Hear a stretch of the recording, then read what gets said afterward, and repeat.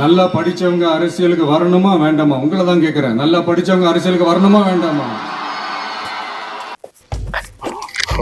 யோ, என்னையா இருந்தாலும் பொய்யா பேசிட்டு திரியறான்.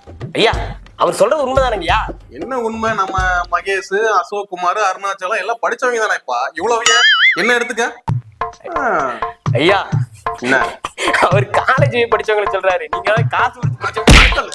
ஐயா ஐயா ஐயா ஐயா ஐயா ஐயா காலமுக்கும் போது நக்கல். சாரிங்கய்யா.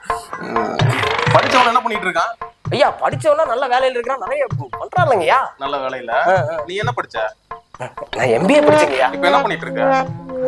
ஐயா அவனுக்கு என்ன வருமோ அதை செய்யடா.